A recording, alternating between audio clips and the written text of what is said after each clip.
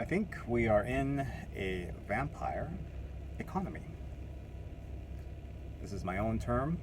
I just came up with it. And what a vampire economy is an economy that can no longer produce wealth other than by taking it from other people, which essentially is a form of wealth transfer, not really a form of wealth creation. Vampire.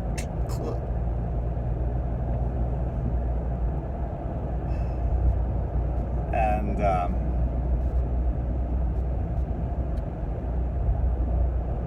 so I think, I think I'm really mostly talking about the service sector, not so much manufacturing and mining and farming. Those are resource creating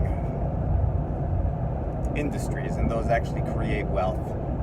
And that economy will never be a vampire economy, other than being a vampire of the earth itself, which is, I think, totally moral and fine. But we're heading into, or we're in the throes of a full-on cannibalistic economy that is feeding off of itself. AI, of course, to me is us reaching the apex of this vampire economy. I think it's been going on for decades. The entire legal apparatus and the way the media stokes litigation among the populace as a way of throwing money into this engine of law and order and prison systems and lawyers. That is a very vampiric economy. And then we have the aggregators, the Googles, and even social media itself was another sort of stepping stone toward this vampiric economy where companies turn you into their product, and just kind of has been going in this direction. And the climax is AI, where it's like, I'll have it. Just give it to me. Give me your stuff, and let me make money with your creativity and your hard work. We're in the death throes, perhaps, of a vampire economy. And within such an economic system, which I think is fairly novel, I think it's very novel. I think this might be the very first time humanity has been in such a situation, other than slavery, other than when there were only two classes in society. There were the royalty and there was everybody else. We're kind of moving back in that direction, except we're not calling it that. It's just that the market has worked its way there. And the lack of Enlightenment principles guiding our society, frankly, I think we lost our way. The West has lost its way.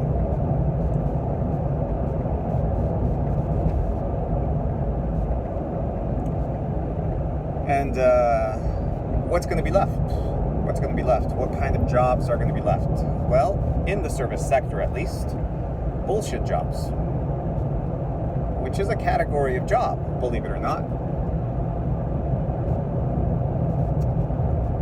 And there are different types of bullshit jobs. Oftentimes having to do with you keeping a seat warm. Almost like the guy on the basketball team that never leaves the bench warmer. There's the market will soon only have that to offer, unless you rapidly move yourself into the wealth creation sector. If you're in the services, you better get good at kissing up. You better get good at being useful at being useless. Look up bullshit jobs. There are several categories.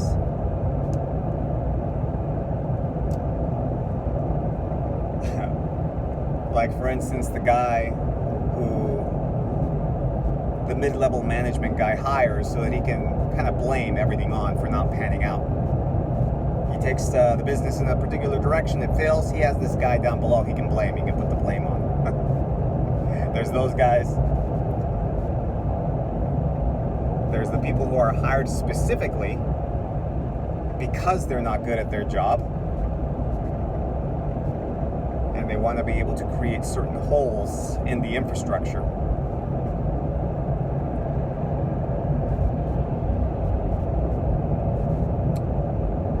There are all kinds of bullshit jobs, and I suspect that those are going to be the last ones to go. Isn't it sad that we live in a world that has set itself against merit so directly that the only jobs that will prevail in the marketplace are the ones that require no merit? That's how anti-merit we as a society in the West have become. The only jobs that will remain, at least for the vast majority of people, unless of course you're a plumber or you're an arborist and you're out there taking down trees or building houses. Different story there. Those, you're safe. Those jobs are safe. But if you're going into an office,